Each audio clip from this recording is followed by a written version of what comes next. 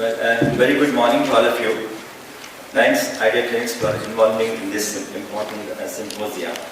And thank you, Chairpersons, for actually letting me present this data today to the audience here. And this topic today, my topic was given as heart failure and diabetes. Obviously in 15 minutes we can't cover the entire heart and diabetes. So we would expand it interstitial volume and disturbed sodium and calcium hemostasis are all contribute to the high incidence of diabetes in heart failure and vice versa as well. So this is very important to note that diabetes is one of the commonest cause of heart failure, both reduced ejection fraction as well as reduced ejection fraction. Now, another thing that we need to know is that there is an increased sympathetic system activity that takes place. Why is this important sympathetic activity? Whenever there is increased sympathetic system activity, there is increased amount of cardiac problems. There is increased amount of heart failure and also sudden cardiac death. Why this happens? The metabolic problem is that whenever there is increased amount of fat deposition in the body, especially intra-abdominally, it stimulates sympathetic activity simply because the body tends to expend its energy by increasing the metabolism, which is nothing but by increasing the sinus activity. So this increased sympathetic system activity is responsible for increased incidence of cardiovascular disease, more so in the case of what we call heart failure. Now, if a question is asked, what's the commonest manifestation of diabetes with regards to what we call various cardiovascular spectrum? Commonly, it is always understood it is a stroke or hyperinfarction or ischemic heart disease that we always speak about. In fact, there is a very beautiful article that was published in 2015 and also 2018, where they were shown an analysis of almost like 1.9 million population across the globe. They found that the commonest manifestation that probably will be a peripheral vascular disease in a patient diabetes and followed by a heart failure. In fact, heart failure is much more common in diabetes patients than a ischemic heart disease and a stroke. So this is the high level of what we call incidence of heart failure diabetes. Now, what is the reason why these people develop heart failure? The reason that they develop heart failure is twofold. We have been seeing that ischemic heart disease is pre-existing in patients with diabetes, and that's one thing. And much more commonly, the other reason why we develop heart failure is other aspects of that's prevailing diabetes other than non-ischemic. The non-ischemic etiology also plays a huge kind of incidence of heart failure. In fact, if you look at the current scenario in India as well as abroad, we find that the incidence of ischemic heart disease, a physiological factor for diabetes-induced heart failure, is much more lesser than other parameters like metabolic parameters. On one side, we find in this graph the ASVD and also hypertension, which is responsible for what we call heart failure. In fact, ASVD induces ischemic, whereas the rest of all the factors which contribute to heart failure diabetes, like hypertension or metabolic disturbances, other aspects like neurohormone activation, cardiac neuropathy, actually they increase the incidence of heart failure. So these factors nowadays are contributing the heart failure incidence in diabetes much more, because not only we have controlled ischemic heart disease to a large extent, the mortality or heart failure that is associated with ischemic heart disease is well maintained by revascularization and good drugs that are available. So leaving behind the importance of other metabolic factors which are contributing to heart failure, diabetes, mellitus. Now, if you look at what we call patients who are pre-diabetic, or patients who are not diagnosed with diabetes. In fact, patients are actually non-diabetic, but they have insulin resistance. And those patients are diabetic, and then patients are already diabetes of some duration. Patients who are not yet diagnosed with diabetes, but they have what we call a propensity to develop diabetes, or they are perfect what we call patients to develop diabetes in the future, that is pre-diabetics. They have almost the fourfold increase in the parameters like troponin T elevation. And patients who have got a pre-diabetes, they have almost like 6.4% of increase in the case of chances of having troponin elevation. And whenever this troponin is elevated, they are the ones who are likely to have heart failure in future, and this must be remembered that this is a risk factor for developing of heart failure. So this is not only start with the diagnosis of hyperglycemia and diabetes, but also it precedes the fine diabetes with their insulin resistance as well. So now, if I'm asked a question as what is the incidence of what we call the heart failure in patients who do not have any ischemic heart disease in the patients. So in fact, patients who have been systematically studied with those patients who have got 5 years duration of diabetes with no incidence of any ischemic heart disease, which is ruled out by treadmill test and the absence of any ischemic symptoms, then the startling fact is that almost like 68% of the patients with diabetes mellitus, they do have a ejection fraction which is reduced or ejection fraction which is preserved, both having a heart failure. So we have now 2 kinds of what we call heart failures. One is preserved ejection fraction and a reduced ejection fraction. Whether a person has a heart failure because of reduced ejection fraction or a preserved ejection fraction, the prognosis is dismal. Both will have a dismal prognosis. So it's important for us to actually bring out this kind of what preserved ejection fraction or as the reduced ejection fraction heart failure prevalence in diabetes. This is about the data that is coming in the Western world. With regards to the data that is available in India, we have almost like patients who have got heart failure, 55% of them have diabetes, and other way around, the patients who have got diabetes of some duration, 5 years duration, they almost have 50% chances of having heart failure. This heart failure could be either one, the reduced ejection fraction or a kind of preserved ejection fraction. Now, the American Association of Cardiology, or AHA, or ACC, are defined, the 3 kinds of what we call stages of heart failure, that is stage A, stage B, stage C. Stage A is one where there is a perfect, background of developing heart failure, and they don't have any kind of reduced ejection fraction or abnormality in the contractility, and also they do not have any symptoms. So, diabetes, hypertension, and obesity, metabolic syndrome are defined as a stage A heart failure. That means that heart patients who have diabetes automatically they become into a stage A heart failure. One must really perceive this additional risk factor that these people have, and then one has to really act to reduce the instance of problems with heart failure with diabetes.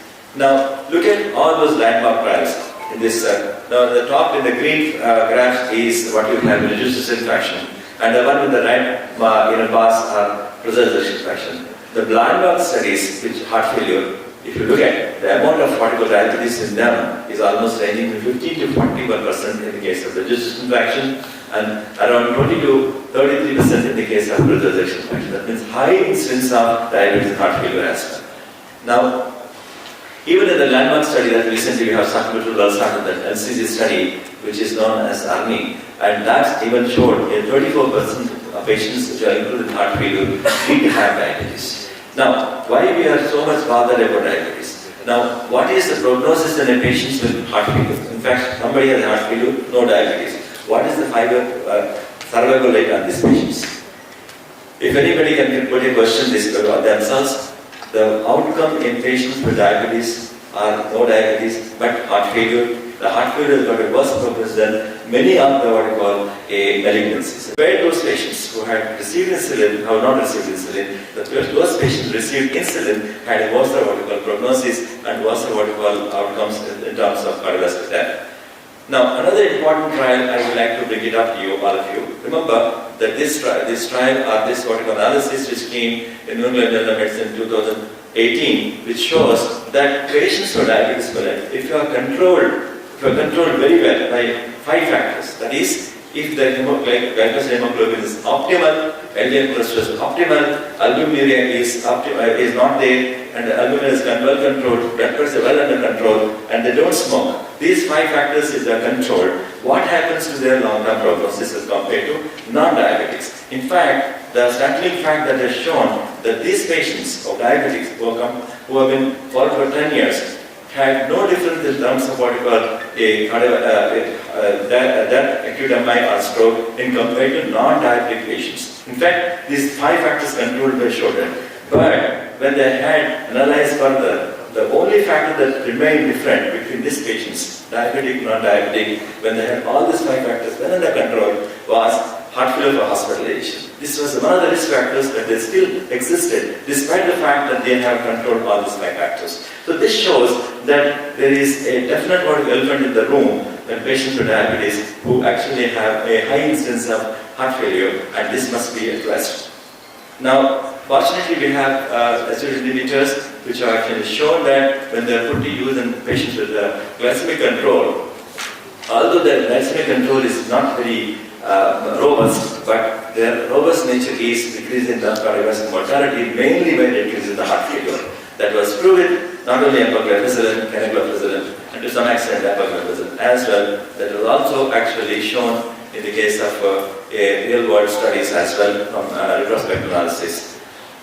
Well, all of us know that everybody knows that how they work, and it is because mainly hemodynamic and metabolic effect that they induce a protection against heart failure. We don't have to go into details. All these factors are responsible for a decrease in the cardiovascular mortality, mainly by heart failure. And now, this is too important to illustrate that in chemostatin days, when it was pre-statin era, all of us know the numbers need to treat one patient for 5.4 years was 30 to decrease 1 death.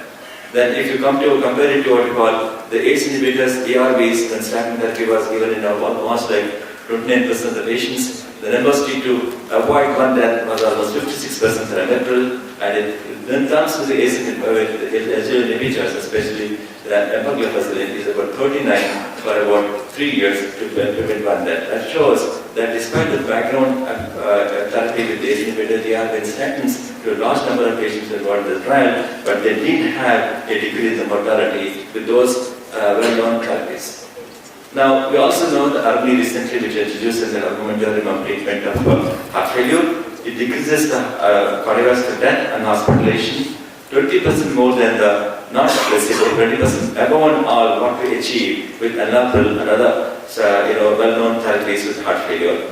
And in these patients, about 34% of the population studied in this particular trial was diabetics, and even the diabetic patients across the glycemia, whether they are pre-diabetic or diabetic or normoglycemics, they all had equally improved outcomes of 20% decrease in the cardiovascular mortality and 20% decrease in the risk of hospitalization. So this shows these are the therapies, apart from SGLT inhibitors and ACE inhibitors, ARBs, overall, in the patients with diabetes, they still definitely can achieve a better prognosis and better what we call protection against cardiovascular death if they can be used if they have a heart failure.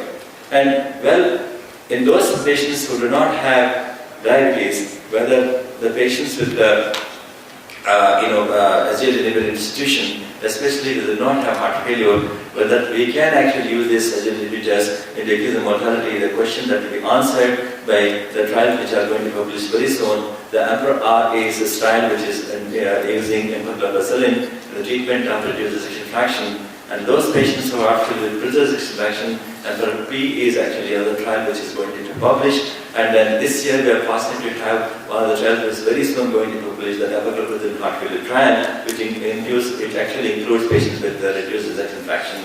And DELIVER trial is the one which is going to be expected in another couple of years, which actually shows the influence of empagliflozin in patients with reduced ejection fraction.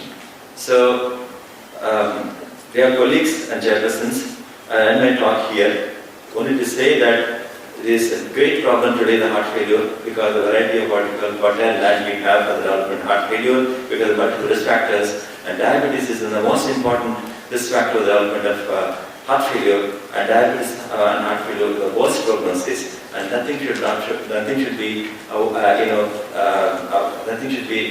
like importance to be that the patients who have diabetes and heart failure, there's always a need for actual special treatment and special diagnostic tool or heightened suspicion of presence of heart failure. The earlier to diagnose heart failure, the better it is. So there's always a kind of a danger. We need to act on this danger by actually intelligently using available drugs and therapies.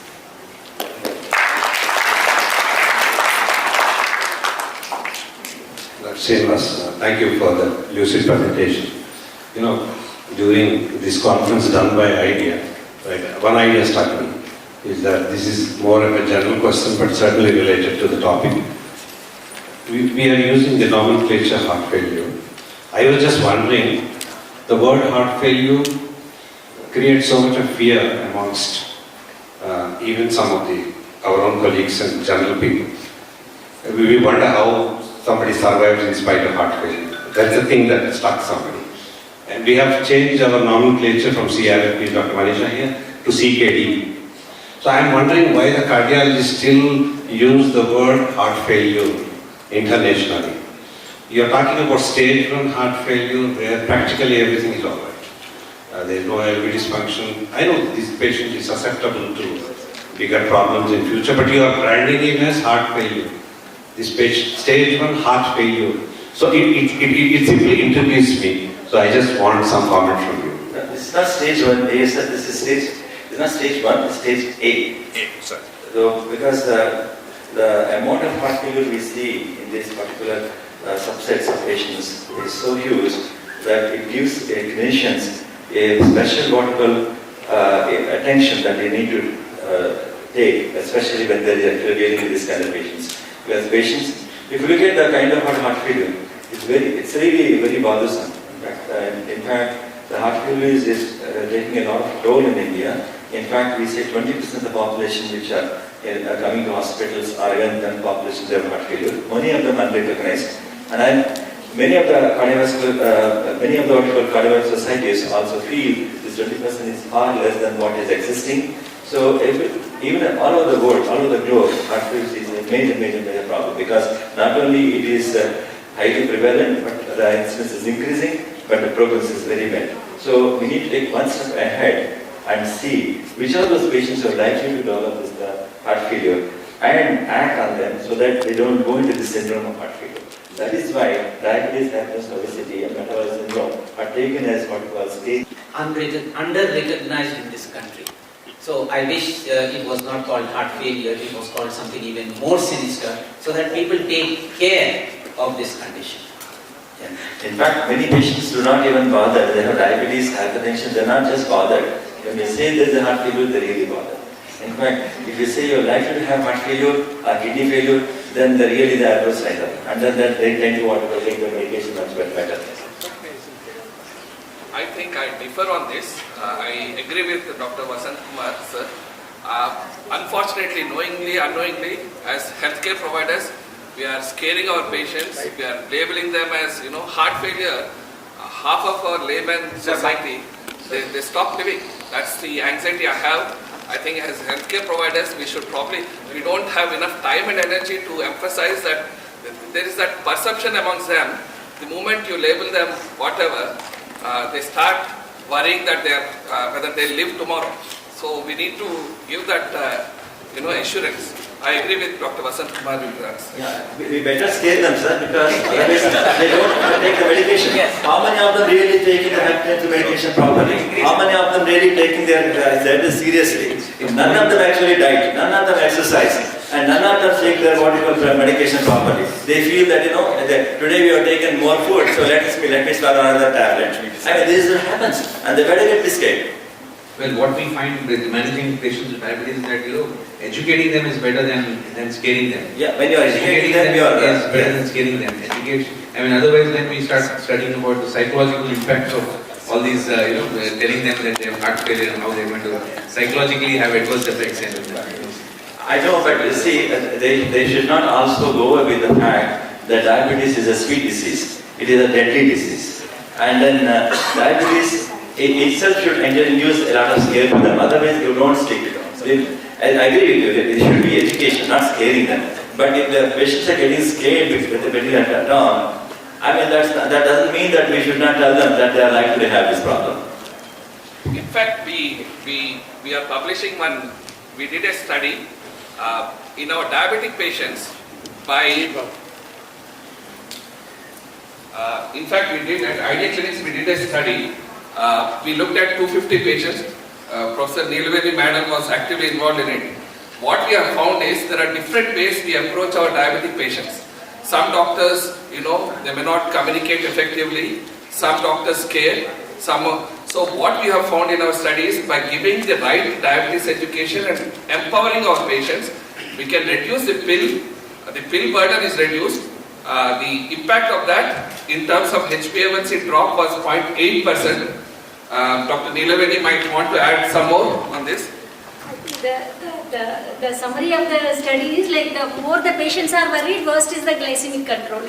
That is the effect. So like we have done a study like looking at like using the questionnaire. So barriers of like all the psychological impact on the patient, like which has an impact on the glycemic control. So the more worried is the patient. So the there is a like much more poorer glycemic control in them. It has been observed. No, the idea is to actually... So again, like coming back to like, I think we have to give the information that this is going to happen, but in a subtle manner, like not scaring them in a way, like really that does have an impact, psychological impact on them, decreasing the quality of life and almost going into a depressed state.